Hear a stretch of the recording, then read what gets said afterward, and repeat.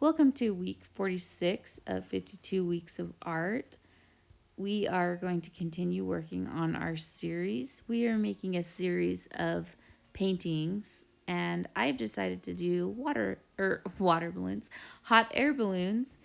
And so I am just continuing to add detail and pattern to the balloons and also simplify the background and the areas that I don't want to have as much going on so that it can be a cohesive piece, so that all of them can be cohesive pieces.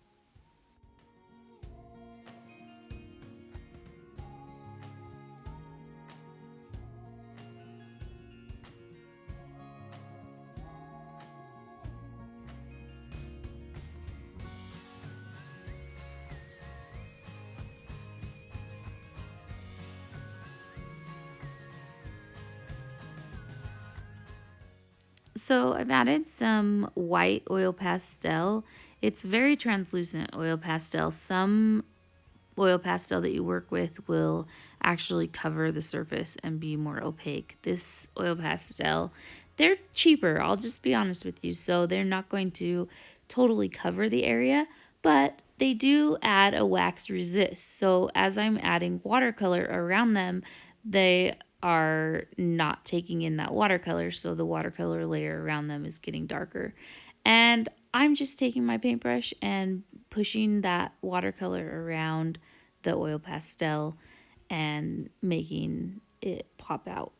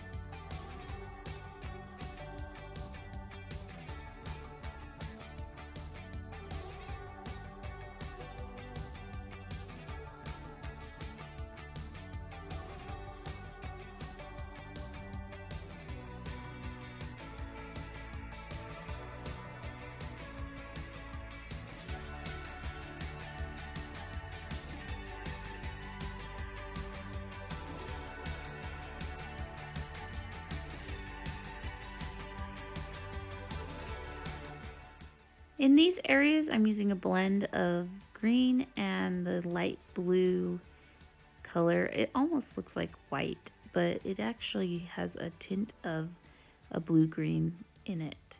So I'm just mixing those two colors together to create this light green color.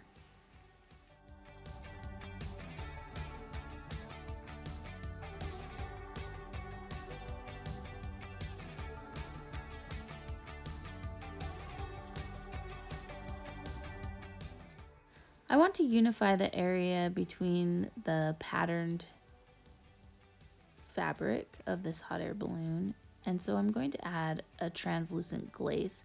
How I do that is I am using pink acrylic paint, but I'm adding water to it so that it is more like a film. It doesn't cover it, it doesn't have opacity, it just glazes it. That's what it's called, is a glaze. And that way I can still see the pattern underneath and I can still see the words on the map, but it simplifies the area so that it's one color, or it's tinted with one color.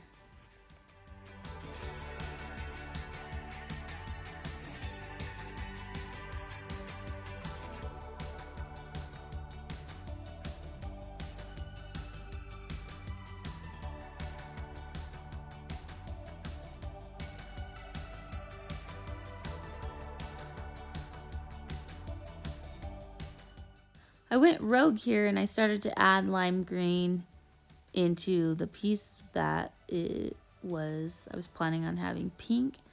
I think that I did that looking back because I already had pink in the background and it needed something to pop the balloon out. So really it is just a push and a pull. It's deciding what that area needs, each area, and how one part of the area, one part of the hot air balloon is affected by another part of the area in the piece being next to the pink background. So you have to be willing to change courses and paint intuitively.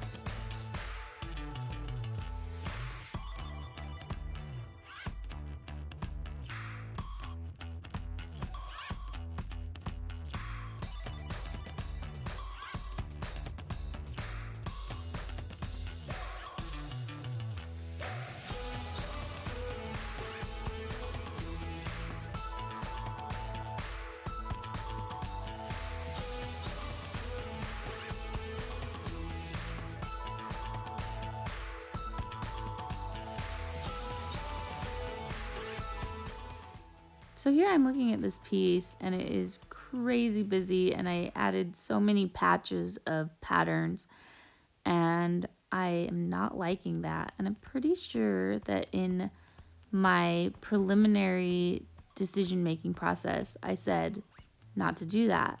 But if I didn't, I am now going to add that to the list of things not to do, is to add these little splotches of patterns. I'm not liking how those are looking. I am glad, however, that I decided to cover up this yellow paper and make it more incorporated into the piece. I'm painting over the top of it with that light blue green whitish color, and I'm going to bring it into the piece by kind of continuing the lines here, using continuity and dropping it back into the background.